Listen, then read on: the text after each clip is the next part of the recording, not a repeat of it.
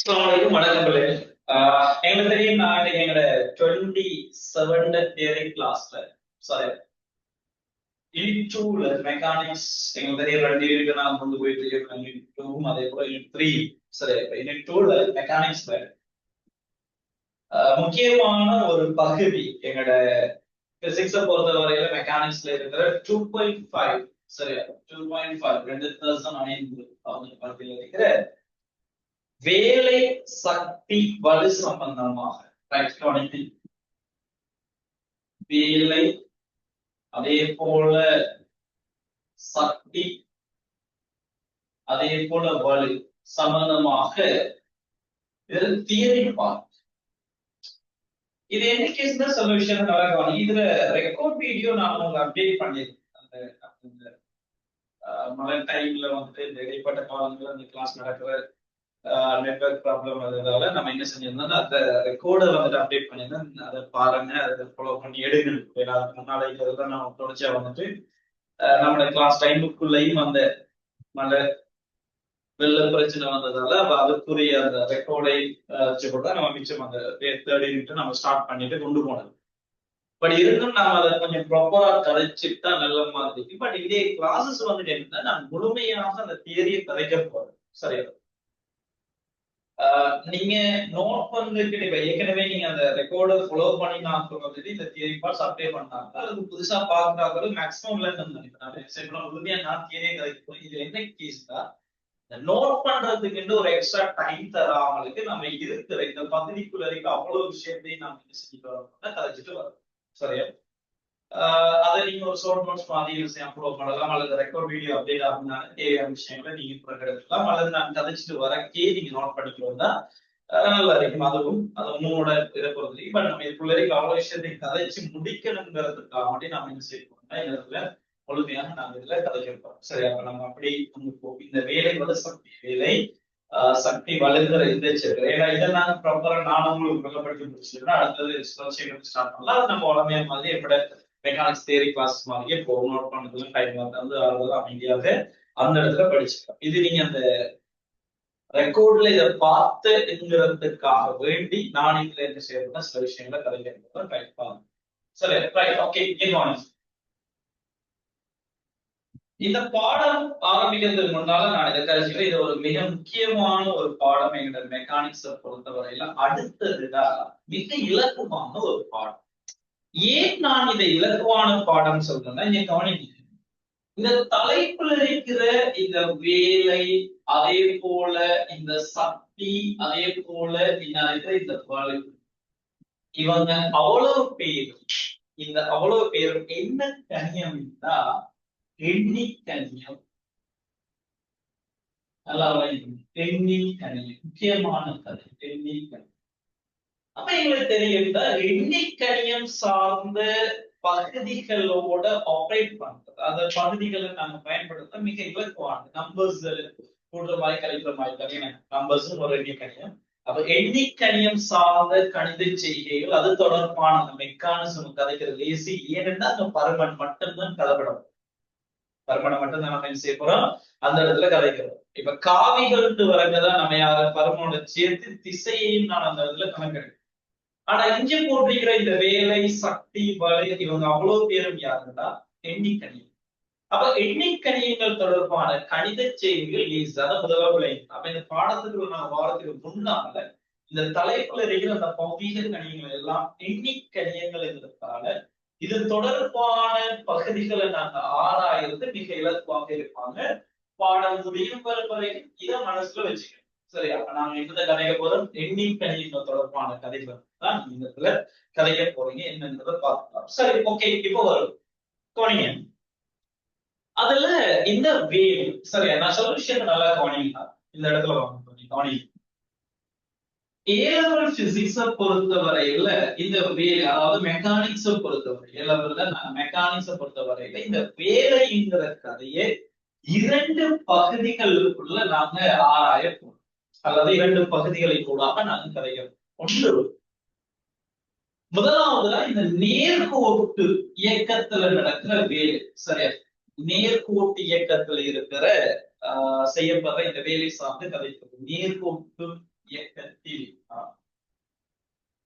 நேர்கோட்டு தேவை விஷயங்கள் எல்லாத்தையும் நீங்க நோட் பண்ணி எடுக்கலாம். அதுல பிரச்சனை இல்லை. சரியா பயன்படுத்தி தேவையான நீங்க செய்யலாம், நோட் பண்ணி எடுக்கலாம். அப்படி இது பண்ணல தான் கொஞ்சம் ஸ்டாப் பண்ணி நீங்க கேட்டாலும் பிரச்சனை இல்லை. சரியா நேர்கோட்டு இயக்கத்தில் செய்யப்பட்ட வேலை செய்யப்பட்ட வேலை. அதே மாதிரி இன்னொரு பகுதி இடத்துல நாம படிப்போம். அடுத்தது 2.6 நாம வந்தோம்னு பார்ப்போம். சுழற்சி இயக்கத்தில் அதுவும் நாம படிக்க வேண்டும். சுழற்சி இயக்கத்தில் சுழற்சி இயக்கம் செய்யப்பட்ட வேலை.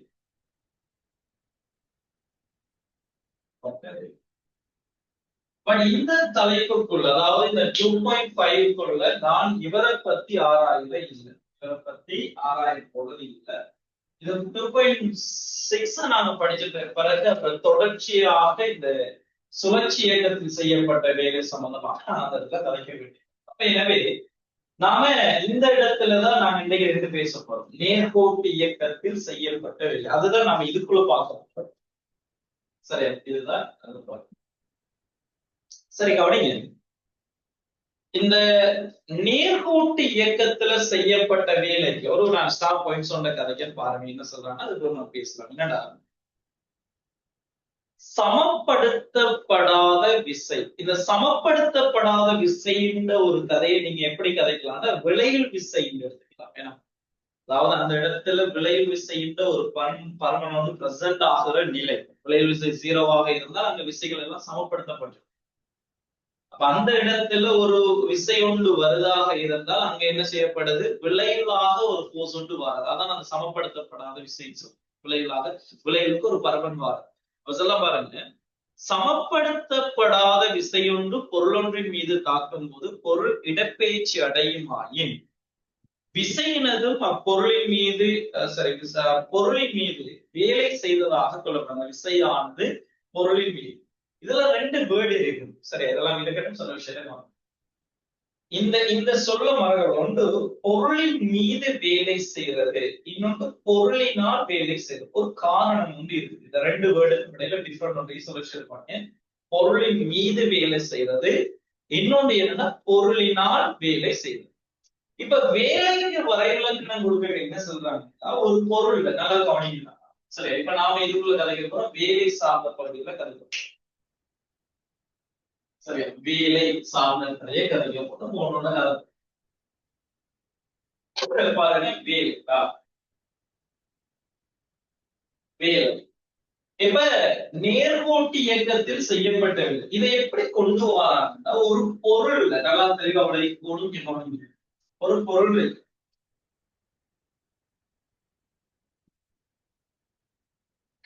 ஒரு பொருள், சரி, ஒரு பொருள். இந்த பொருளின் மீது நான் இப்ப கதைக்கிற கதையா நடக்கும். ஒரு பொருளின் மீது சமப்படுத்தப்படாத மாறாத விசை, சமப்படுத்தப்படாத விசையாவும் இருக்குது. அதே நேரம் இப்ப நான் கதைக்கிற கதை வந்துட்டு, சரி, இப்ப கதைக்கிற கதை வந்துட்டு மாறாத விசை. அந்த பொருளின் மீது தொடர்ந்து அந்த விசையின் பருமன் மாறாம ஒரே திசையில கொடுக்கப்பட்டு இந்த பொருள் ஒரு குறிப்பிட்ட இடப்பெயர்ச்சி டியை அடையுமாக இருந்தால், சரி, டியை அடையுமாக இருந்தால் இந்த பொருளின் மீது ஒரு வேலை செய்யப்பட்டு, சரி, இந்த பொருளின் மீது வேலை செய்யப்பட்டு பாருங்க, நீங்க சில வகுப்புல படிக்கிற ஒரு விஷயம் தான். சக்திக்கு வரைவிலக்கணம் நாங்க கதை கேட்க வேலை செய்யும் ஆற்றலை நாங்க சக்தின்னு சொல்றோம். அதுதான் நீங்க கதைக்கிறோம். வேலை செய்யற ஆற்றலுக்கு தான் நாங்க சக்தின்னு கதைக்கிறோம். அதே நேரம் இன்னொன்னு படிப்போம், சக்தியை ஆக்கவும் முடியாது அழிக்கவும் முடியாது. சக்தியை ஆக்க முடியாது அழிக்க, ஆனா ஒரு வடிவத்துல இருந்து என்ன செய்யலாம், இன்னொரு வடிவத்துக்கு மாறலாம். இப்ப நான் உங்கள்ட்ட ஒரு கதையை செஞ்சு பாருங்க, வேலை செய்யும் ஆற்றலை சக்தின்னு சொல்லணும். அப்ப இதுல இருந்த ஒரு முடிவுக்கு வரலாம், வேலையும் ஒரு சக்தி தான். வேலை என்பது ஒரு சக்தி தான். வேலை செய்யும் ஆற்றலை தான் நாம் என்ன கதைக்க போறோம், சக்தின்னு கதைக்கிறோம். வேலையும் ஜூல், சக்தியும் ஜூல், தெளிவாக இருக்கும். சரியா? நம்ம ஏன் இப்படி ஒரு வேர்டனை கொண்டு வரா, இப்ப நம்ம சும்மா கதை பண்ணி பாருங்க. இந்த பொருள் ஆரம்பத்துல ஓய்வுல இருக்குது. இந்த பொருள் ஆரம்பத்துல ஒரு ஓய்வுல இருக்கு. ஒரு இது ஒரு ஆய்வு எல்லாம் ஒப்பமான ஒரு தரங்கு, இதோட ஒப்பமான ஒரு தரங்கு. நான் இந்த இடத்துல எஃப்ங்கிற ஒரு போர்ஸை கொடுத்து அந்த பொருள் அப்படியே டீத்தூரம் நகர்த்திட்டு போகும் பாருங்கடா. டீத்தூரம் நகர்த்திட்டு போகுது. இந்த பொருளுக்கு ஒரு வேகம் வீங்கிற ஒரு வேகம் கொண்டு வரும். ஆரம்பத்துல இந்த பொருள் வந்துட்டு இந்த திசையெல்லாம் ஆரம்பத்துல இருந்து ஒரு குறிப்பிட்ட தூரம் நகர்ந்த உடனே வீங்கிற ஒரு வேகத்தை இவர் எடுத்து, அப்ப வீங்கிற ஒரு வேகத்தை எடுத்துக்கிறாருன்னா அவரு இயக்க சக்தியை கொடுத்துருக்காரு இந்த இடத்துல. இப்ப இந்த குற்றியின் தீவை நாங்க எலிமெண்ட் எடுத்தா, சின்னவங்களை படிச்ச விஷயங்கிறதால நான் இந்த இவர் இயக்க சக்தியை கைனடிக் எனர்ஜியை கேட்டா சொல்லலாம் half mv வர்க்கம்.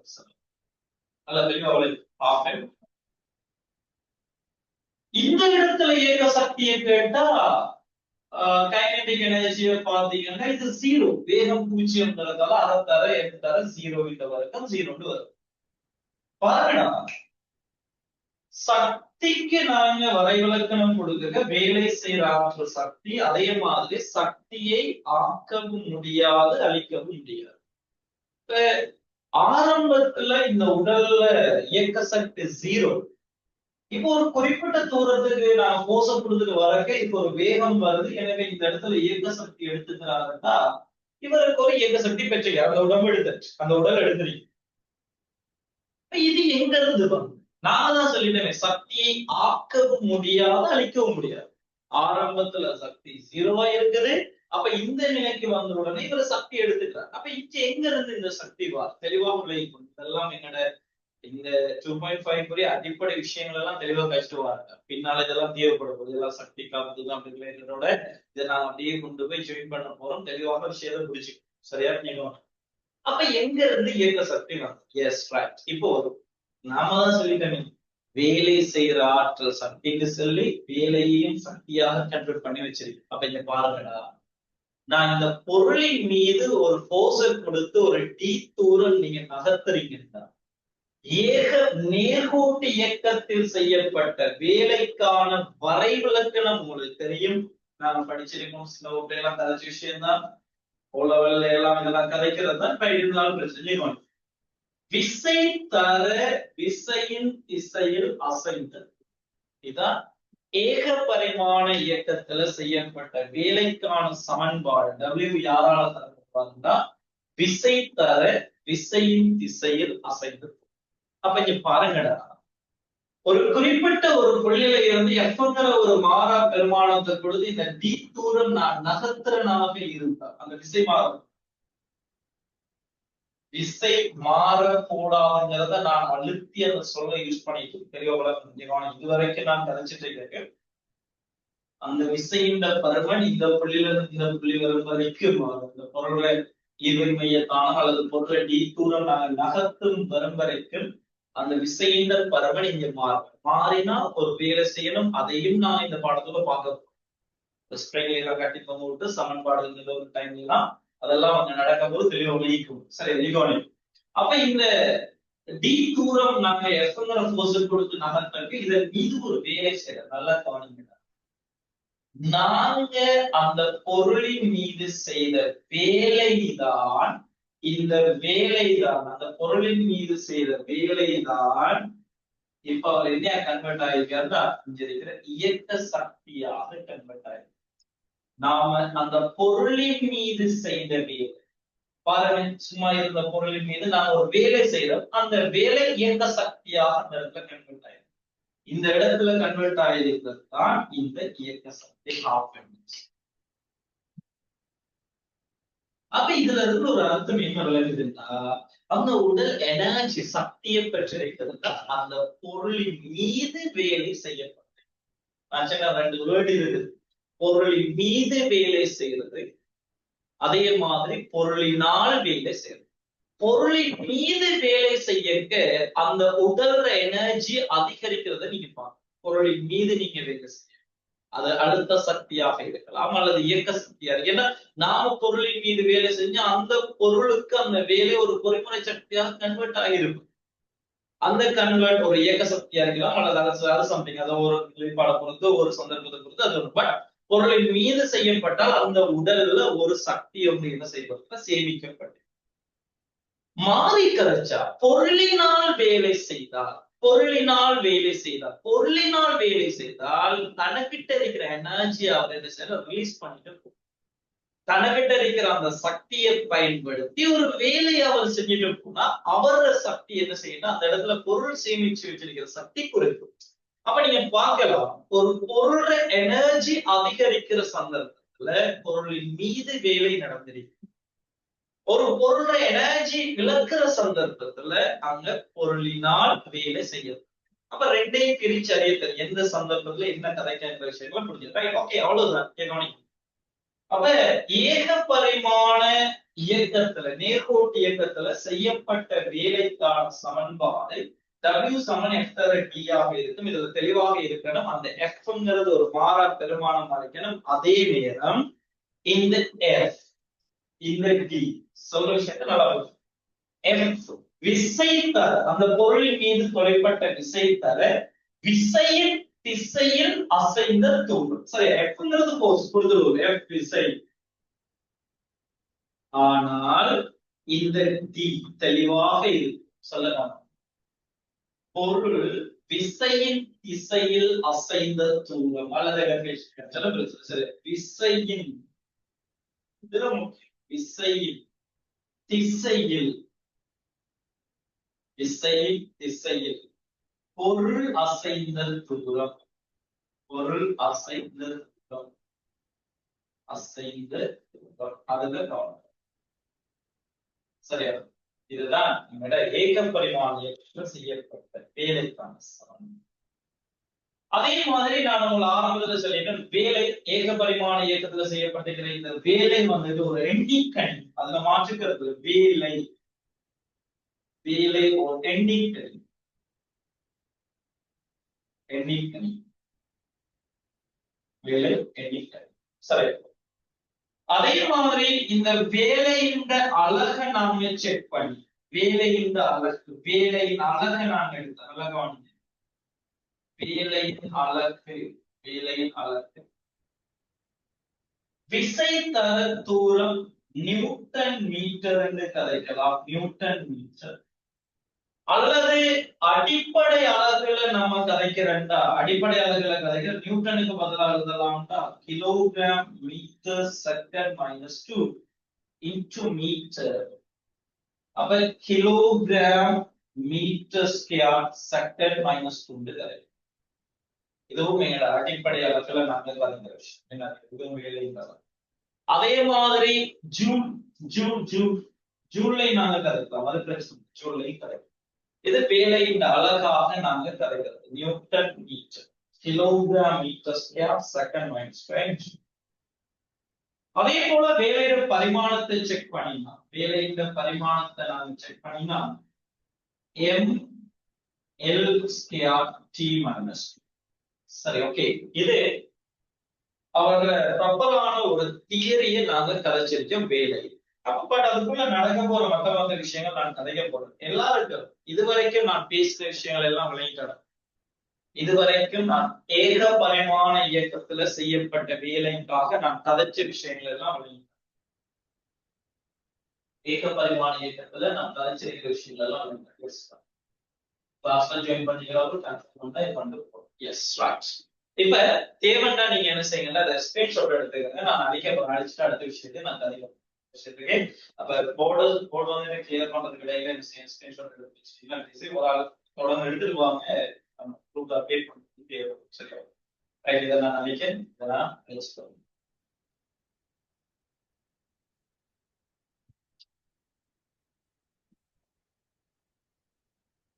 சரி.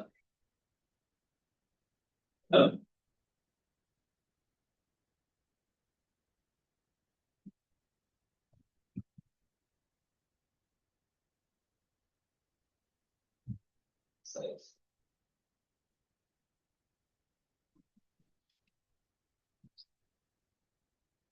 சரி கவனிங்க. நாம அந்த ஏகபரிமாண இயக்கத்தில் செய்யப்பட்ட வேலையில தான் நான் நிக்க சில விஷயத்தை பாருங்க. இப்படி ஒரு கதை. சரி கவனிங்க.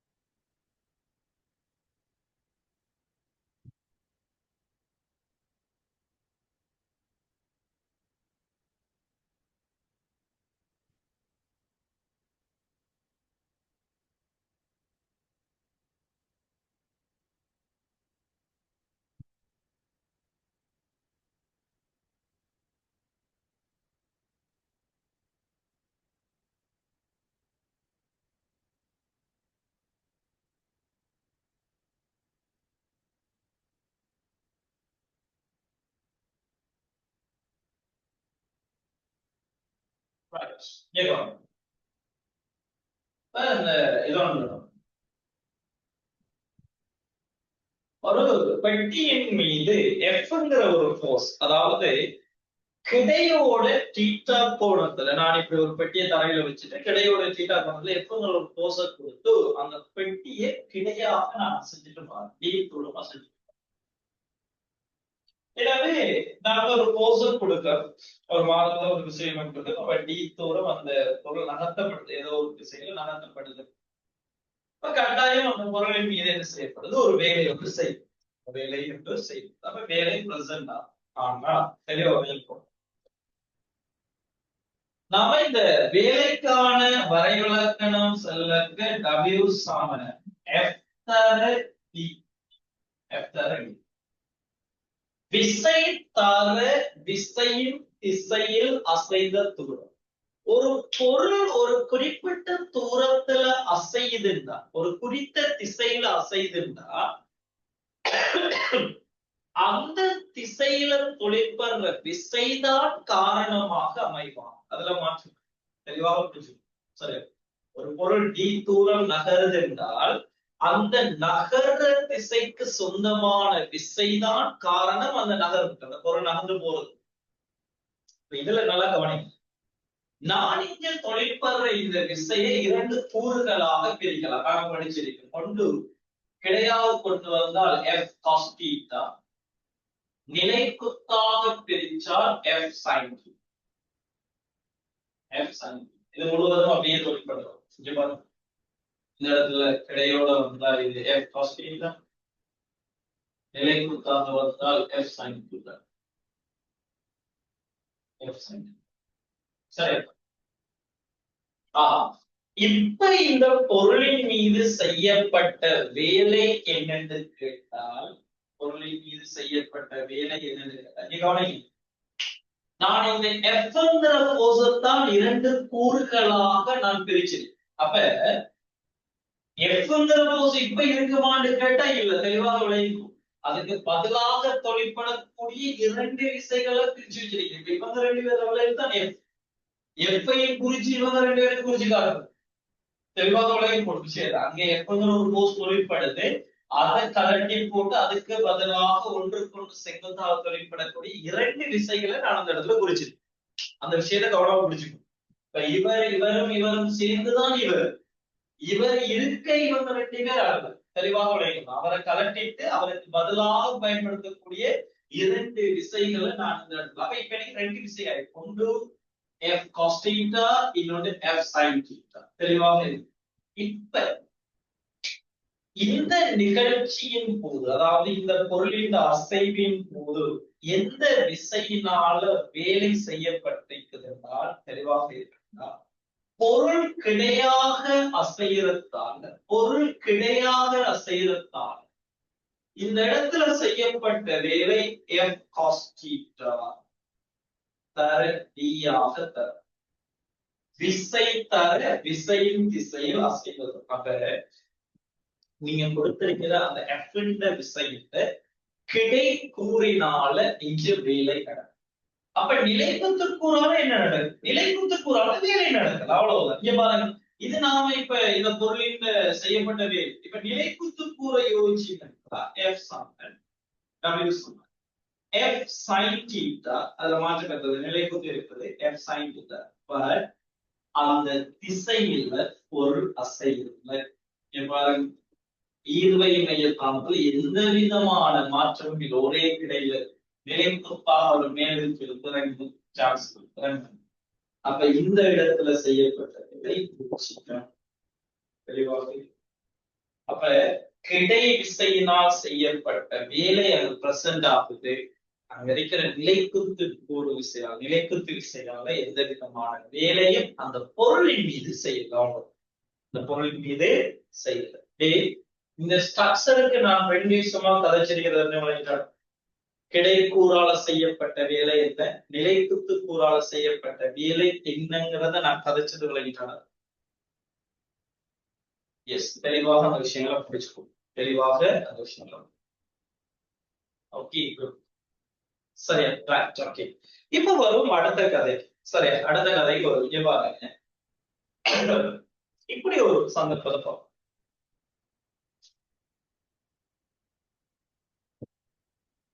இப்படி ஒரு சந்தர்ப்பம். இது அடுத்தது இன்னொரு விஷயம். இது கதைக்கிறது காரணம் இந்த வேலைகளில் சக்திகள்ல நம்ம கிளீன் செய்யணும். சரியா, அதுக்காண்டி தியரி பார்ட்ஸ் அறிமுகப்படுத்தியும் கொஞ்சம் விஷயங்களை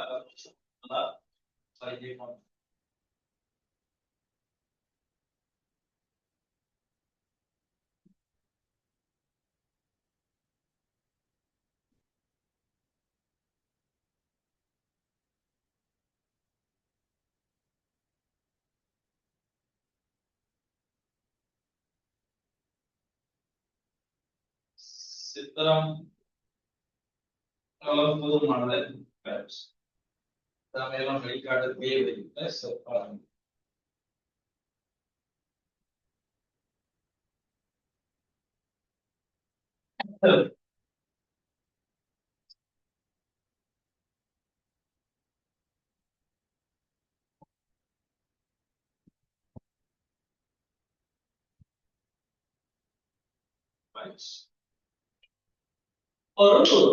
ஒரு பெட்டி உண்டு. ஒரு பெட்டி உண்டு. ஒரு மனிதன் வந்து என்ன செய்ய போறாருன்னா அதை தூக்கிட்டு, சரியா, பெட்டியை தூக்கிட்டு ஒரு குறிப்பிட்ட தூரம் நடக்க கிடையாது. குறிப்பிட்ட தூரம் கிடையாக நடக்காது. குறிப்பிட்ட தூரம் கிடையாக குறிப்பிட்ட தூரம் கிடையாது. ஒரு டீப் தூரம் நகர்ந்துட்டாரு. டீப் தூரம் நகர்ந்துட்டாரு. நல்லா கவனிக்கணும். டீப் தூரம் நகர்ந்து எப்படி நான் என்ன செய்யறதா, இப்படி ஒரு பெட்டி இருக்குது. அதை தூக்கிட்டு அப்படியே நடந்து போயிட்டு சில நடந்து போயிட்டு அப்படியே ஒரு சீரான சம்திங் எப்படி ஒரு சீரான அப்படியே நடந்து இந்த இடத்துக்கு நான் இந்த நிக்கல. நான் அது வரைக்கும் பார்த்தேன். நீ தூரம் நகர்ந்துட்டேன். இப்ப உங்கள்ட்ட கேள்வி என்னன்னா, இந்த மனிதனால பெட்டியின் மீது செய்யப்பட்ட வேலை என்ன? தெளிவா இருக்குன்னா நான் சில விஷயத்தை காணும். பெட்டியை தூக்குறதுக்கு நீங்க அந்த பெட்டியின் மீது என்ன செய்வீங்கன்னா மேல் நோக்கிய திசையில ஒரு விசை வந்து வழங்குவீங்க. பெட்டியை தூக்குறதுக்கு எஃப்ங்கிற ஒரு போசர் கொடுத்து நான் எப்படி பிடிச்சிட்டு எஃப்ங்கிற ஒரு போசர் கொடுத்து மேல் நோக்கி பிடிச்சிட்டு அப்படியே டி தூரம் நான் நகர்ந்து வந்திருக்கார். டி தூரம் நான் நகர்ந்து வந்தேன். இந்த பெட்டியின் மீது மனிதன் செய்த வேலை தெளிவாக இது பண்ணார். இந்த பெட்டியின் மீது மனிதன் செய்த வேலை யாரால? மனிதன் செய்த வேலை. ஏன் என்று விளங்கிப்போம். ஏனென்றா அசஞ்சரிக்கிற தூரத்துக்கு நிலைக்குத்தாக விசை பொறிப்படும். நாம படிச்சிருக்கோம், ஞாபகம் இருக்கு, முன்னால நம்ம அதை கதைச்சு வச்சிருந்தோம். கிடை இயக்கங்கள்ல கிடை விசைகள்ல எப்போதும் நிலைக்குத்து விசைகள் செல்வாக்கு செலுத்தாது. அதே மாதிரி நிலைக்குத்து விசைகள்ல கிடை விசைகள் செல்வாக்கு. இவர் இந்த பெட்டியின் மீது மனிதன் கொடுத்திருக்கிற அந்த போர்ஸ் வந்துகிட்டு நிலைக்குத்தாக மேல் இவர் டி தூரம் நகர்ந்திருக்க கிடையாது. அப்ப இந்த பொருளின் மீது செய்யப்பட்ட வேலை, பெட்டியின் மீது செய்யப்பட்ட வேலை என்னன்னு கேட்டா அது பூஜ்ஜியம். அது பூஜ்ஜியம். தெளிவாக அந்த விஷயத்தை சரி. பாருங்க, இந்த பொருளோட ஈர்வை மையத்தானத்துல எந்த விதமான மாற்றம் வரல. அவர் தூக்கிட்டு நடக்க அதே சீரான வேகங்கள் நடந்துட்டு இயக்க சக்தியிலேயே ஒரு மாற்றத்தை கொண்டு வரல. இயக்க சக்தியிலேயே ஒரு மாற்றத்தை கொண்டு வரல. அதே மாதிரி மேலுக்கு கீழுக்கு தூக்கிகள் ஒரே கிடையாக ஒரு அழுத்த சக்தியை மாற்றம். அப்ப இந்த பெட்டியின் மீது மனிதன் செய்த வேலை அது 0 ஆயிடும். சரியா? ஏன் பொருள் கிடையாக செய்து கடந்து திசை நிலைக்குத்தாக மேல். அந்த சந்தர்ப்பங்களை புரிஞ்சுக்கணும். எந்த சந்தர்ப்பத்துல யாரை எப்படி கதைக்கணும்ங்கிற விஷயங்கள்ல கவனமாக இருக்கும். சரியா? ரைட். அடுத்த விஷயத்துக்கு போறோம். இதே மனிதன் தான், சரியா, இதே மனிதன் தான் இப்படி ஒரு நிலை வந்தான். இதே மனிதன் தான் இப்படி ஒரு நிலை வந்தான். சரியா? இப்படி ஒரு நிலை வருது.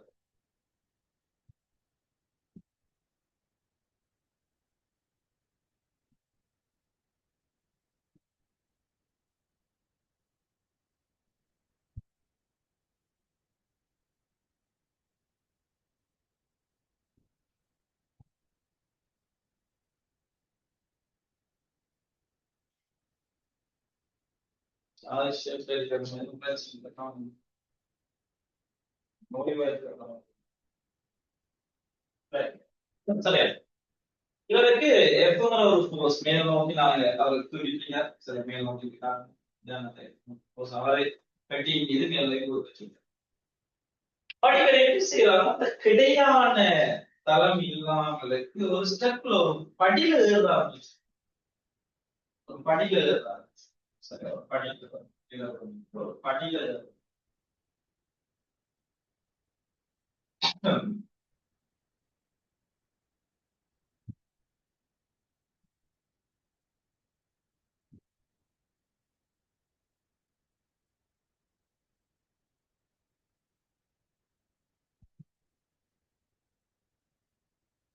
ஒரு படியில இந்த திசையில ஒரு டி தூரம் இங்க இருக்கிறவரு இந்த திசையில ஒரு டி தூரம் நடக்கும். இந்த திசையில ஒரு டி தூரம். இந்த கோணம் நிலைக்கத்தோட என்ன இருக்கிற இந்த கோணம் தீட்டான். இப்ப இந்த மனிதனால செய்யப்பட்ட வேலை தெளிவாக இருக்குன்னு கவனிங்க. இந்த ஸ்டெப்ல இவர் இந்த இடத்துல ஏறின உடனடா இந்த புவி மட்டத்துல இருந்து இவர் ஒரு ஹைட்டுக்கு போறார். நான் இத என்னால நான் கதறணும். இதை நான் சரி, இதை நான் ஹைட் ஜீரோங்கிறதால இத புவி மட்டத்துல இருக்கிறதால நான் இப்போதைக்கு இவரை நான் என்ன செய்வேன், பூஜ்ஜிய அழுத்த சக்தி மட்டமாக இதைத்தான் எடுக்க இல்லை. பட் நம்ம எடுப்போம். பூஜ்ஜிய அழுத்த சக்தி மட்டம். சரியா? பூஜ்ஜிய அழுத்த சக்தி மட்டமாக நான் எடுத்துக்கிறேன். அப்ப இதுல இருந்து இந்த பொருள் என்ன செய்யுதுன்னா இறுதியாக ஒரு ஹைட் இணைக்குதான் நம்ம மனிதன் ஏறி வந்த உடனே இணைக்கு அந்த பெட்டியை மட்டும் காட்டும். இதான் அந்த பெட்டி. இந்த இடத்துக்கு வந்தாடா பாருங்க, தரை மட்டத்துல இருந்து இதுக்கு ஒரு உயரம் வந்து வரும். ஒரு உயரம் என்கிற ஒரு உயரம் வந்து வந்துச்சு. இந்த பெட்டி தரையில இருக்க அழுத்த சக்தி 0. பட் இந்த ஹைட்டுக்கு போன உடனே அவருக்கு ஒரு திணிவு இருந்தால் அந்த ஒரு அழுத்த சக்தி வந்து பிரசன்ட் ஆகும். அந்த பெட்டியின் மீது ஒரு சக்தி சேமிக்கப்படும். நம்ம முன்னால கதைச்சப்பா பெட்டியின் மீது அல்லது ஒரு பொருளின் மீது வேலை நடந்தால் அந்த உடல்ல சக்தி சேமிக்கப்படும். அது இயக்க சக்தியாக இருக்கலாம், அழுத்த சக்தியாக இருக்கலாம், சுழற்சி இயக்க சக்தியாக இருக்கலாம், அல்லது மீளியல் அழுத்த சக்தியாக இருக்கலாம். சம்திங் அதெல்லாம் நாங்க அந்தந்த சந்தர்ப்பங்களை பார்ப்போம். அப்ப இங்க பாருடா, இந்த பெட்டியை தூக்கிட்டு இவர் நடக்காது. அங்கேயே நிலைக்குத்தான போஸ் தான் கொடுக்காரு. இதே மாதிரி நிலைக்குத்தான போஸ் கொடுக்காரு. பட் இந்த திசையில டி தூரம் அகன்றா அங்க அந்த உடலின் மீது சக்தி சேமிக்கப்பட்டு, அப்ப உடலின் மீது சக்தி சேமிக்கப்பட்டீங்கன்னா அப்ப கட்டாயம் அங்க ஒரு வேலை நடந்திருக்கிறது. எஸ், வேலை நடக்கு. அந்த வேலை யாரால இந்த இந்த பெட்டியின் மீது செய்யப்பட்ட ஏக பரிமாண வேலை யாரால தரப்படுதா? இங்க பாருங்க, F cos theta கோணத்தோட பிரிச்சிருந்தா இந்த Fங்கிற போர்ஸ் நல்லா வளையும். Fங்கிற போர்ஸ் கோணத்தோட பிரிச்சால் F cos theta, கோணத்துல இருந்து விலத்தினால் F sin theta. நல்லா வளையும். F sin theta. இப்ப இந்த F cos theta இந்த திசையில d தூரம் இது நகருது என்றால் செய்யப்பட்ட வேலை F cos theta தர d. F cos theta தர d. எஸ், தெளிவாக இருக்கணும். நான் இங்க இருக்கிற ஒரு போஸ ரெண்டு விசையாக பிரிச்சிருக்கேன். அதுல இந்த சாய்தளத்தின் வழியே தொழிற்படுற இந்த F cos thetaவால ஒரு வேலை நடக்குது. இன்னொரு விஷயம் இருக்குது, அதையும் கவனிக்கணும். கவனமா இருக்கணும். F sin theta, ஏன்னா இதை பிரிச்ச ரெண்டு விஷயம் பத்தியா நீங்க கதைங்க. F sin thetaவை பாத்தீங்க, அதால வேலை நடக்குதாட்டுங்க இல்ல. ஏன் இல்லைன்னா இயக்க திசைக்கு இது நிலைக்குத்தான். இங்க பாருங்க, கிடை இயக்கத்துக்கு இவரு நிலைக்குத்து, சாய்தளத்தின் வழி இயக்கத்துக்கு இவருக்கு நிலைக்குத்து. அப்ப இந்த திசையில தொழிற்படுற வேலையா இருக்கலாம், விசைகளா இருக்கலாம், அதுல இவரோட பங்கு என்ன செய்யாத இடம் வராது. அவருக்கு நிலைக்குத்தாக, அவருக்கு நிலைக்குத்தார். இந்த திசைக்கு இவர் நிலைக்குத்தான திசை. அவ்வளவு. புவிக்கு நிலைக்குத்துங்கிறத நாம இந்த ஷேப்ல எம்ஜி இவரெல்லாம் எடுத்துக்கிறேன். சைனா புவிக்கு நிலைக்கு. நான் இப்ப புவியிலே சாய்தளத்தின் திசைக்கு நிலைக்குத்து இவர் தெளிவாக இவருக்கு செங்குத்து. செங்குத்து நிலைக்கு செங்குத்து. இந்த எழுத்தா இங்க பாருங்க, இதால செய்யப்பட்ட வேலை W சமன் F sin theta இருக்குது. ஆனால் அந்த திசையில அசையல. இந்த திசையில பொருள் அசையல. இந்த திசையில பொருள் அசையல. எனவே அவரால் செய்யப்பட்ட வேலை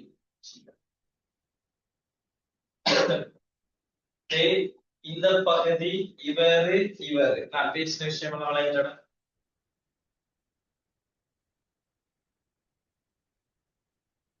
எஸ், தெளிவா கன்ஃபார்ம் பண்ணிக்கோ. Very good.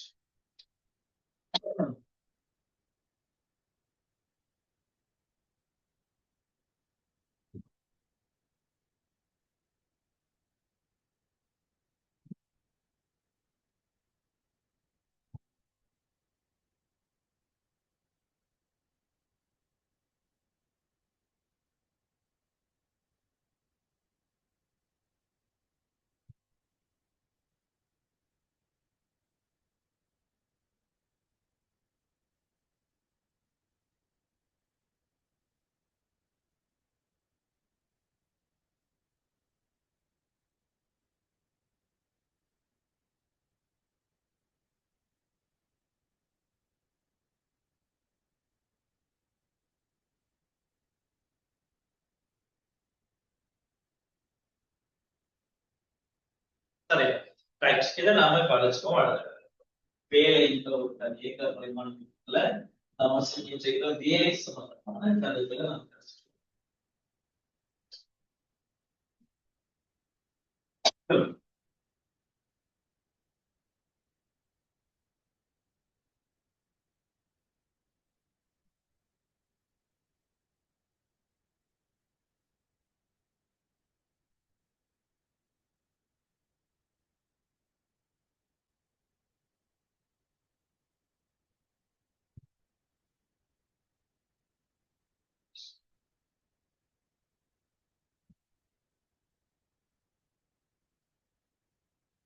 சரி, இப்ப வருவோம் பாரு. நான் சொல்ல விஷயத்த எப்படி ஒரு சந்தர்ப்பம், அதாவது ஒரு மின் மோட்டார் ஒன்றை யூஸ் பண்ணிட்டாங்க. சரி, இது ஒரு மின் மோட்டார் ஒன்றை யூஸ் பண்ணி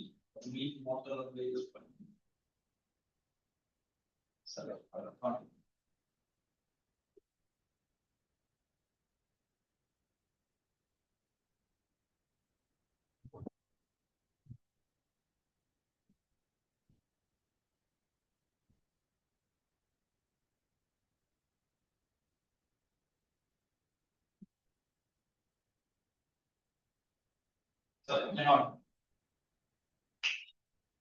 இவரோட ஒரு மோட்டார்லாம் பொருத்தப்பட்ட இது வேகம் ஒரு மோட்டாரும்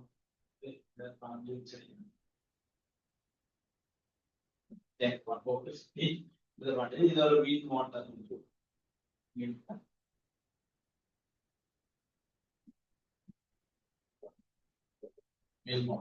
சரி. இப்ப நான் என்ன செய்யறேன்னா ஒரு மின் மோட்டாரால ஒரு பெட்டியை தூக்கி பிடிச்சிட்டு இந்த பெட்டியை நாம என்ன செய்ய போறோம்னா கீழ் நோக்கிய திசையில இறக்குறோம். பட் இவரு கீழ் நோக்கி போச கொடுத்து பொருள் இது பண்றது நாம என்ன செய்ய ஒரு இடையில கட்டி மேல் நோக்கி தான் போஸ்டர் கொடுத்து இவரை என்ன செய்ய போறீங்கன்னா டீப் தூரம் கீழே இறக்க போறீங்க. நல்லா யோசிங்க. இந்த கிரைன்ல எல்லாம் ஒரு பொருளை ஒரு இலையில கட்டி பிடிச்சுக்கிட்டா கட்டி தூக்கிட்டா மேல் நோக்கி தான் இலையில இழுவை செய்யும். மேல் நோக்கி தொழில்படும். மோட்டரை சுத்த அவர் அப்படியே கீழே இறங்கிட்டு வந்து இந்த டீ தூரம் போறாரு. சரியா? அப்ப இந்த இடத்துல நல்லா கவனிங்க. ஒரு முக்கியமான ஒரு கதை இதுக்குள்ள வரப்போகுது. சரியா? முக்கியமான ஒரு கதையே இதுக்குள்ள வரும். சரி, எப்படி பாருங்க. இப்ப இந்த இடத்துல இந்த மின் மோட்டரினால செய்யப்பட்ட வேலை யாரால தரப்படும்? மைனஸ் FD-ஆல தரும். Minus FD. ஏன் நீங்க மைனஸ் போட்டிருக்கிறீங்க?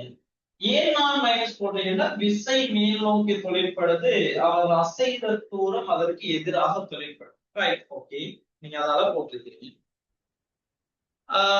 இப்போ உங்களுக்கு ஒரு கதையோட வரும் என்னன்னா நீங்க தான் வேலையை வந்துகிட்டு ஒரு எண்ணிக்கணியம் ஏற்கனவே கதைச்சிட்டீங்க. வேலை ஒரு எண்ணிக்கணியம். வேலை எண்ணிக்கணியம்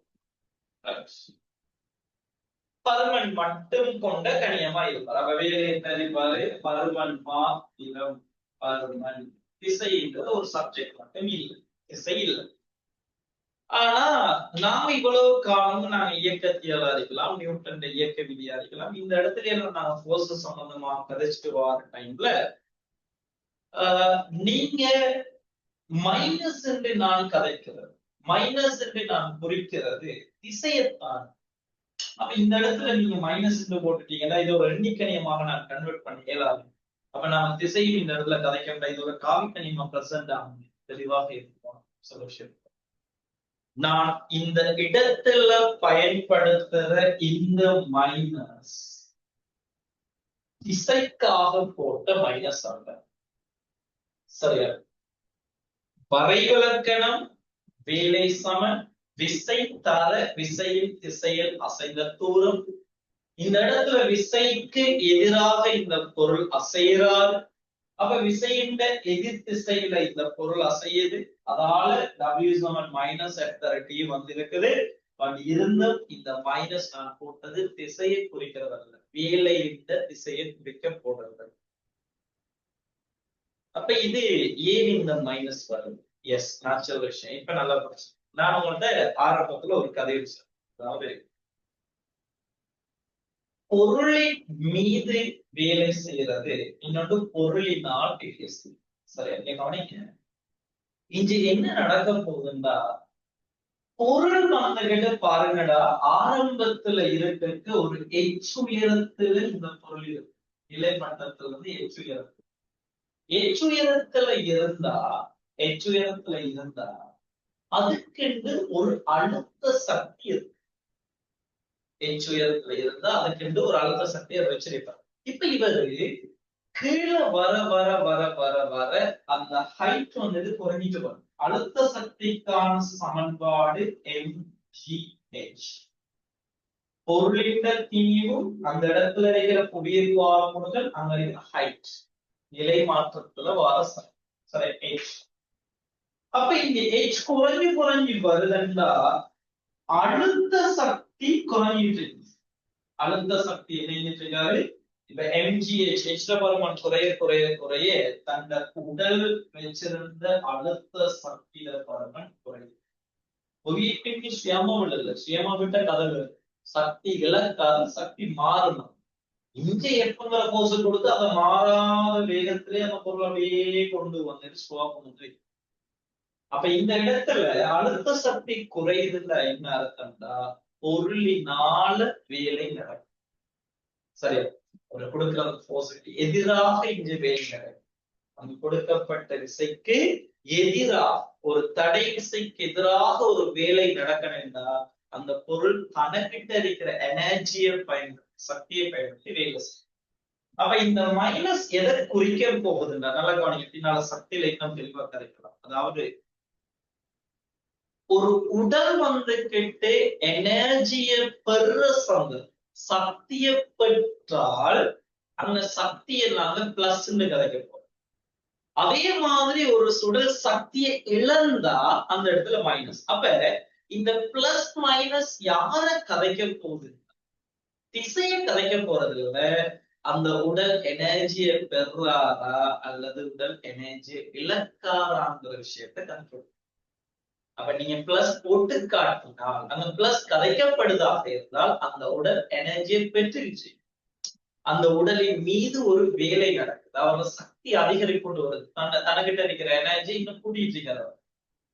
இதே மாதிரி அந்த இடத்துல வேலையாக இருந்தாலும் சரி சக்தியாக இருந்தாலும் சரி மைனஸ் போட்டு காட்டப்படுமாக இருந்தால் அந்த உடல் என்ன செய்யறாருன்னா தனக்கிட்ட இருக்கிற எனர்ஜியை இழக்க. இப்ப விலகிட்டா இந்த மைனஸ் ஏன் இந்த இடத்துல கதைக்கப்படுது? வேலை சக்தியில மைனஸை ஏன் நாங்க கதைக்கணுங்கிறதுல தெளிவாக. சரியா?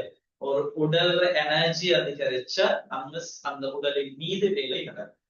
இதே இது ஒரு உடல் வந்துட்டு தனக்கிட்ட இருக்கிற எனர்ஜியை பயன்படுத்தி ஒரு வேலை செஞ்சு பாருங்க தடை விசைக்கு எதிராக வேலை செய்ய இறங்கிட்டு போற சக்தியை இழக்குது. எனவே இந்த இடத்துல செய்யப்பட்ட வேலை மைனஸ் டியால தரப்படும். இவ்வளவு விஷயங்களும் தெரிஞ்சிருக்கும். இவ்வளவு விஷயங்கள் தெரிஞ்சிருக்கணும். எங்களோட வேலை இந்த பகுதிக்குள்ள இவ்வளவு சரியா? இப்ப நான் இதுல அந்த ஏகபரிமாண இயக்கத்தில் செய்யப்பட்ட வேலை சார்ந்த கழிச்சிட்டு சுழற்சி இயக்கத்துல வேலையை நம்ம கதைக்கல. நம்ம சாரி 2.7க்குள்ள நாம அந்த விஷயத்தை கதைக்கும். சார் 6ல நம்ம அந்த விஷயத்தை அங்க கதைக்கலாம். சரி ரைட் ஓகே, அந்த விஷயத்தை புரிச்சுக்கணும். சரி, இதையும் நான் இருக்கேன். இவ்வளவு சந்தர்ப்பங்கள் அதுக்குள்ள எங்களை வேலையில தெரிஞ்சுக்கணும். Right okay. இப்ப வரும் அடுத்தது சக்தி. இதை நான் அழிச்சுக்கிறேன். சரியா? இதெல்லாம் ஃபுல்லா அழிச்சுக்கலாம். தெளிவாக விஷயங்கள் புரிஞ்சு.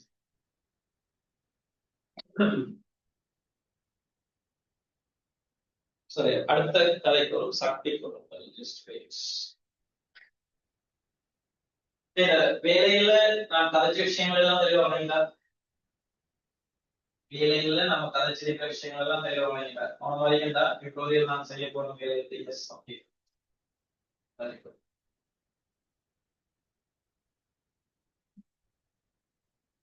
சகாயம் ரீகவனிடா. ஆம் சார். Right okay.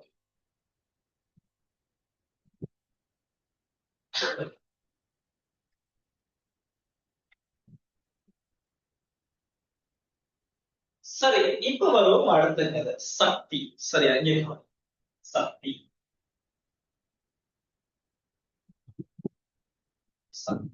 சரியா?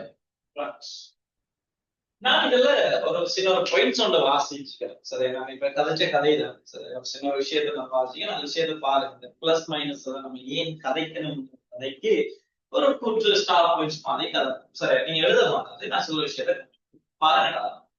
இப்ப சக்தி சம்பந்தமா நம்ம கதைக்க போறோம். சரியா? அதுல முதலாவது ஒரு பாயிண்ட்ஸ் ஒன்று கதைக்கும் பாருங்க. வேலை செய்யும் ஆற்றல் சக்தி எனப்படும். அதுல மாற்றுக்கிறது இல்லையா? வேலை செய்யற ஆற்றலை தான் நம்ம சொல்ற சக்தி சொல்ற. அதான் நம்ம இவ்வளவு நேரம் கதைச்சோம். சரியா? அப்ப வேலைக்கமா சக்தி என்பது எண்ணிக்கைகளா? எஸ், அதுலயும் மாற்றுக்கிறது. வேலை செய்யற ஆற்றல் தான் சக்தி. அதே மாதிரி வேலை செய்யற ஆற்றல் சக்தின்னு கதைச்ச மாதிரி வேலையும் சக்தியும் என்ன கணியம்? ஓர் எண்ணிக்கை. அதுலயும் மாற்று. ஆனா நல்லா எண்ணிக்கணியமாக இருந்து இந்த வேலைக்கும் சக்திக்கும் நாங்க பிளஸ் மைனஸ் குறிகளை நாங்க யூஸ் பண்ணோம். வேலைக்கும் சக்திக்கும் நாங்க என்ன செய்யறோம்னா பிளஸ் மைனஸ் குறிகளை நாங்க யூஸ் பண்றோம். யாருக்கு? வேலைக்கும் சக்திக்கும். அதுக்கு காரணம் நான் இப்ப பேசுங்க. அதை எப்படியான சந்தர்ப்பங்கள்ல கதைக்க போறாங்கிறது பார்ப்போம். சரியா பாருங்க. என குறிப்பது வழக்கமா பிளஸ் மைனஸ் என குறிப்பது வழக்கமா. முதலாவது ஸ்டார் பாருங்க. ஒரு பொருளுக்கு சக்தி உட்புகுந்தால், சரியா, ஒரு பொருளுக்கு சக்தி உட்புகுந்தால் அந்த உடலுக்குள்ள சக்தி போகுமாக இருந்தால் அந்த இடத்துல அது பிளஸ் ஆல கிடைக்கும். சக்தி வந்து ஒரு உடலுக்கு உட்புகுமாக இருந்தால் பிளஸ் ஆகும். பொருளிலிருந்து சக்தி வெளியேறினால், ஒரு உடல்ல இருந்து சக்தி ரிலீஸ் ஆகினால் வெளியேறினால் சக்தி மைனஸ் ஆகவும் சரி குறிக்கப்படும். இன்னொரு சந்தர்ப்பம் பாருங்க. பிரயோகிக்கப்படும் விசையும் இயக்கமும் சரி இயங்கும் திசை பிரயோகிக்கப்படும் விசையும் அந்த பொருள் இயங்குற திசையும் ஒரே திசையாக இருந்தால் அந்த இடத்துல சக்தி பிளஸ்ல செய்யப்பட்ட வேலை பிளஸ்ல பாருங்க. மின் மோட்டர்ல என்ன நடந்த மேல் நோக்கி விசை கொடுத்த கீழ் நோக்கி பொருள் கீழ் நோக்கி பொருள் பாருங்க. பிரயோகிக்கப்படுற விசைக்கு பிரயோகிக்கப்படும் விசையும் இயக்கமும் இயங்குற திசையும் ஒரே திசையானால் சக்தி பிளஸ் எனப்படும். பிரயோகிக்கப்படும் விசைக்கு எதிர் திசையும் பிரயோகிக்கப்படும் விசைக்கு எதிர் திசை இயங்கினால் பிரயோகிக்கப்படும் விசைக்கு எதிர் திசையில் இயங்கினால் சக்தி மைனஸ் ஆகவும் குறிக்கப்படும். சரி பிரயோகிக்கிற விசைக்கு எதிர் திசையில பொருள் அசையுமாக இருந்தால் அந்த இடத்துல சக்தியை நாம் என்ன சொல்ல போறோம் மைனஸ் என்று குறிக்க போறோம். மைனஸ் ஆகும். பாருங்க அடுத்ததுடா பாருங்க அடுத்தது பாருங்க. வெளி விசை ஒன்றால சரி அதாவது வெளியிருந்து பயன்படுத்துற விசை ஒன்றால வெளி விசை ஒன்றால் ஒரு பொருளின் இயக்கப்பாட்டு சக்தி அதிகரித்தால் வெளி விசை ஒன்றை நாம் பயன்படுத்தி பொருளின் மீது ஒரு வேலை செய்வோமாக இருந்தால் அங்க இயக்க சக்தி அதிகரிக்கும். அப்ப வெளி விசை இதுல தெளிவாது வெளி விசையால எப்போதும் பொருளை இயக்க சக்தி அதிகரிக்குமான்னு கேட்டா இல்லை. இயக்கத்துக்கு எதிராக ஒரு உராய்வு தொழிற்பட்டா அந்த உராய்வுக்கு எதிராக வேலை செய்யும். அந்த வேலையில தனக்கு இருக்கிற எனர்ஜி அவருக்கு ரிலீஸ் பண்ணுவார். அதெல்லாம் பாப்போம் நாம என்னங்கிறதுனா கதைக்க போறோம் பாப்போம் என்ன செய்யும். சரி அப்ப கவனமா இருக்கு. வெளி விசை ஒன்றால அதாவது பொருள் இயங்குற திசையிலே நீங்க ஒரு எஃப்ங்கிற ஒரு போச கொடுத்தீங்கன்னா அந்த திணிவிற்கு எஃப்ங்கிறது ஆரம்பிக்கும். மாறுறீங்கன்னா வேகம் அதிகரிக்கும். வேகம் அதிகரிச்சா அந்த உடலின் இயக்க சக்தி அதிகரிக்கப்படும். அப்படி இயக்க சக்தி அதிகரிக்குமாக இருந்தால் ஒரு வெளி விசை ஒன்றினால இயக்க சக்தி அதிகரிக்குமாக இருந்தால் அங்க இருக்கிற சக்தியை பிளஸ் சரியா நல்லா கவனம் அதிகரித்தால் சக்தி பிளஸ் ஆகும். வெளி விசையினால் இயக்கப்பாட்டு சக்தி குறைந்தால் இப்போ ஒரு உடல் இயங்கிட்டு போற சந்தர்ப்பத்துல எகெயின்ஸ்டாக ஒரு தடை விசை தொழிற்பட அந்த தடை விசைக்கு எதிராக ஒரு வேலை நடக்கும். அது தனக்கிட்ட இருக்கிற எனர்ஜியை கொடுத்து வேலை நடக்கும். அப்ப அங்கேயும் வெளி தடை விசைங்கிறது ஒரு வெளி விசை தான். ஆனா வெளி விசை தொழிற்பட்டு அங்க இயக்க சக்தி குறையும். அப்ப இயக்க சக்தி குறைஞ்சால் அங்க மைனஸ் பாருங்க. வெளி விசையினால் இயக்கப்பாட்டு சக்தி குறைந்தால் சக்தி மைனஸ் ஆகவும் இதெல்லாம் அங்க நாங்க அனுபவிச்சுட்டு ஒரு லாஸ்ட் பாயிண்ட்ஸ்ல ஒரு கதையோட கதை பாருங்க சொல்லலாம் பாருங்க. அக விசையினால் இயக்கப்பாட்டு சக்தி அதிகரிக்குமாயின் இந்த இடத்துல கவனமா இருக்கு. சரியா உடல்ல இயக்க சக்தி அதிகரிக்கிற எல்லா சந்தர்ப்பத்திலையும் அது பிளஸ் வருமானு கேட்டா புறவிசை தொழிற்பட்டு இயக்க சக்தி அதிகரித்தால் அது பிளஸ்.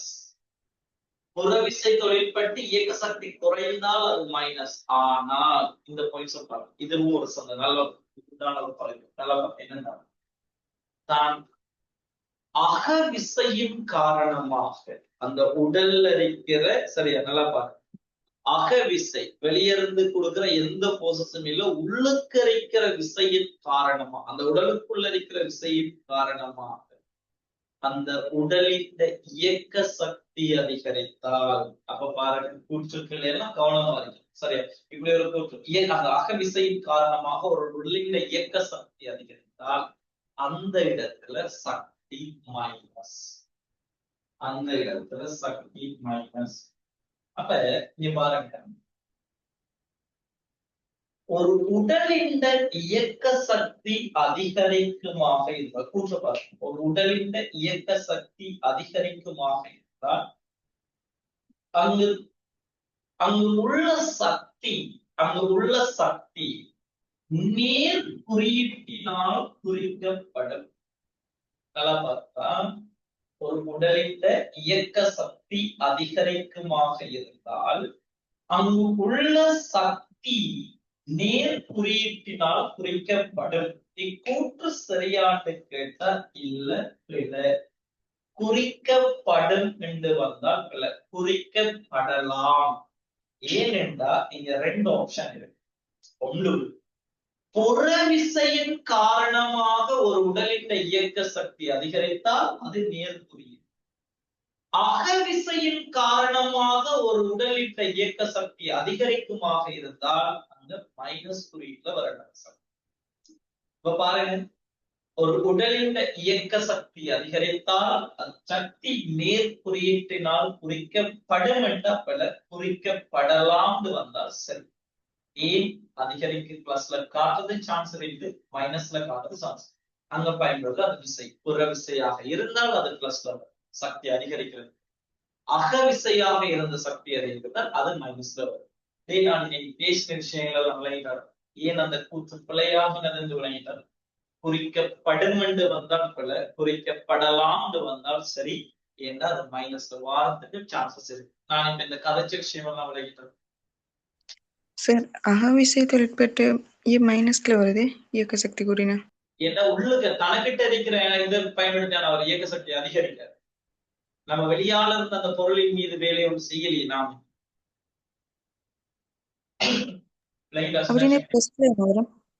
என்னமா பிளஸ்ல என்ன வரணும்?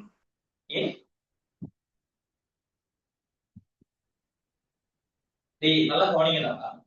ஒரு பொருளின் மீது நீங்க வேலை செய்யறதுதான் புறவிசை கொடுக்கிறது. நீங்க ஒரு புறவிசையை கொடுத்து அந்த பொருளின் மீது ஒரு வேலை செஞ்சு அவருடைய இயக்க சக்தி அதிகரிக்குமாக இருந்தால் அந்த சக்தியை நாங்க பிளஸ்ல. இப்ப நாங்க வெளியிருந்து எந்த விதமான வேலையும் நாங்க அங்க செய்யணும். அகவிசையின் காரணமாக ஒரு பொருளினுக்குள்ள இருக்கிற அகவிசையின் காரணமாக ஒரு அந்த பொருளின் இயக்க சக்தி அதிகரிக்கிறதுனா நாம வெளியாளத்தை எந்த விதமான வேலையும் செய்யணும். விளங்கிட்டா நான் சொல்ல விஷயம் விளங்கிட்டா? அகவிசையின் காரணமாக அந்த பொருள் தனக்குள்ள இருக்கிற ஒரு போர்ஸை பயன்படுத்தி அவர் இயக்க சக்தி அதிகரிக்காருன்னா அதுக்கு நாங்க பிளஸ் காட்டிடலாம். ஏன்னா அது அவருக்குள்ள இருக்கிறத பயன்படுத்தி வந்துட்டு இருக்கு.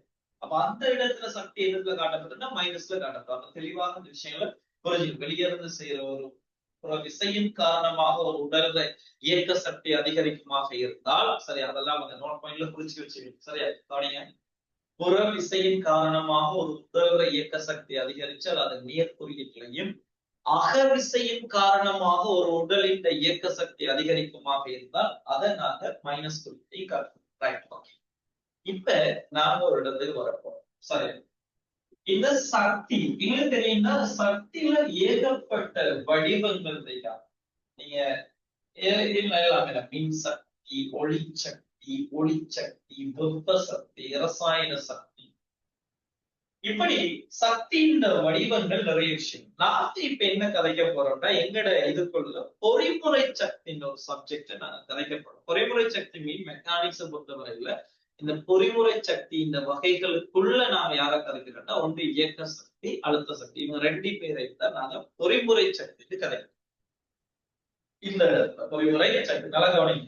பொறிமுறை சக்தி ஒரு வேர்டுக்கு தெரியும். பொறிமுறை சக்தி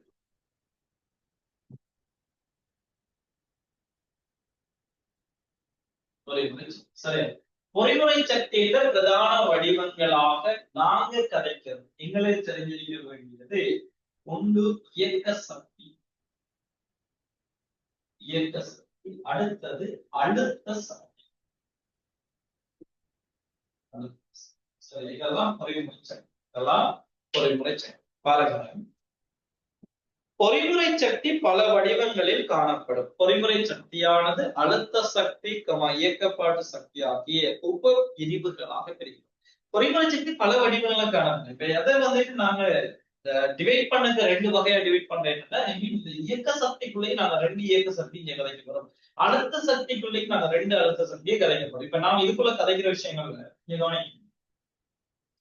இந்த இயக்கப்பாட்டு சக்தியையும் நாங்க 2ஆ டிவைட் பண்ணோம். இந்த இயக்கப்பாட்டு சக்தியை நாங்க என்ன செய்யணும் 2ஆ பிரிப்போம். ஒன்று நான் இப்ப உங்களை கதைச்ச ஏக பரிமாண இயக்க சக்தி, நேர்கோட்டு ஏக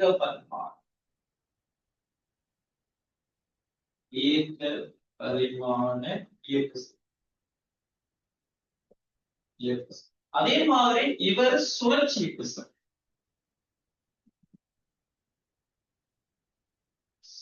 சுழற்சி இயக்க சக்தி. சரி, அதே போல இந்த அழுத்த சக்தியை நாங்க 2ஆ டிவைட் பண்ணுவோம்.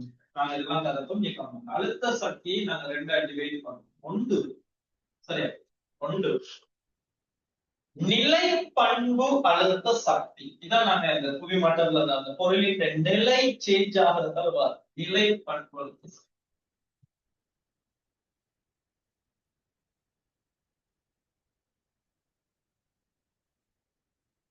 நிலை பண்பு அழுத்த சக்தி. அடுத்தது வந்துகிட்டு மீளியல் அழுத்த சக்தி. மீளியல் அழுத்த சக்தி, மீளியல் அழுத்த சக்தி. சரியா, மீளியல் அழுத்த சக்தி.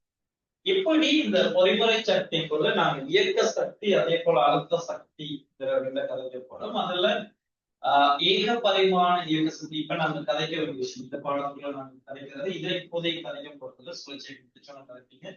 அதே போல நிலை பண்பு அழுத்த சக்தி நாம கதைப்போம். அதே போல மீளியல் அழுத்த சக்தி நாங்க கதைப்போம்.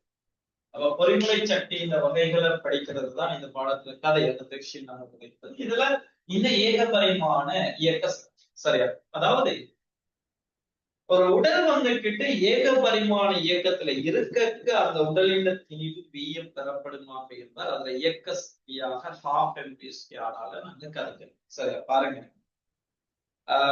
இயக்கப்பாட்டு சக்தி சரியா, பொறிமுறை சக்திக்குள்ள வர இயக்கப்பாட்டு சக்தியை நாங்க 2ஆக நாங்க டிவைட் பண்றோம். ஒன்று கவனிங்க, பொருள் ஒன்று இயங்கும் போது சேமிக்கப்படும் சக்தி இதுவா?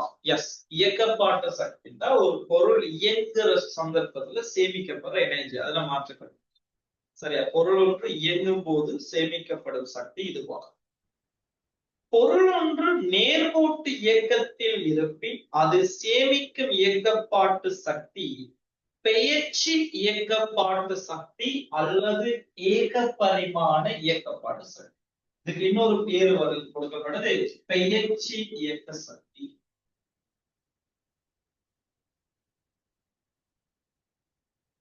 பெயர்ச்சி இயக்க சக்தி ஒரு உடல் நேர்கோட்டு இயக்கத்துல இருக்கும் போது அவர் கொண்டிருக்கிற சேமிச்சிருக்கிற இயக்க சக்தி. சரி, பொருள் நேர்கோட்டு இயக்கத்துல இருக்கிற சந்தர்ப்பத்துல சேமிக்கப்படுற அந்த இயக்க சக்தி தான் பெயர்ச்சி இயக்க சக்தி. அதே மாதிரி அந்த உடல் சுழற்சி இயக்கத்துல இருக்கும் போது அந்த உடல் சேமிச்சிருக்கிற அந்த சக்தியை நாம என்ன செய்யலாம், சுழற்சி இயக்க சக்தின்னு கதைக்கலாம். அந்த உடல் சக்தியை சுழற்சி இயக்க சக்தி. சரி, அப்படிதான் கதைக்கப்படும். பெயர்ச்சி இயக்கப்பாட்டு சக்தி எனவும் சுழலும் பொருளொன்று சேமிக்கப்படும் இயக்கப்பாட்டு சக்தியானது சுழற்சி இயக்கப்பாட்டு சக்தி எனவும் கதைக்கப்படும். இதுலடா இந்த ஏக பரிமாண இயக்க சக்தி சுழற்சி இயக்க சக்தி பாருங்க, எம் திணிவுள்ள ஒரு பொருள், எம் திணிவுள்ள ஒரு பொருள், எம் திணிவுள்ள ஒரு பொருள், எம் திணிவுள்ள ஒரு பொருள் வி வேகத்துல பயணிக்குமாக, எம் திணிவுள்ள ஒரு பொருள் வி வேகத்துல பயணிக்குமாக இருந்தால் அந்த இடத்துல அந்த உடல் சேமிச்சிருக்கிற பெயர்ச்சி இயக்க சக்தி கைனடிக் எனர்ஜி யாரால தரப்படும் என்றால் half mv ஸ்கொயரால தரப்படும். பேச்சு இயக்க சக்தி யாரால தரப்படுவாரு? half mv ஸ்கொயரால தரப்படும். அதுல மாற்றம்.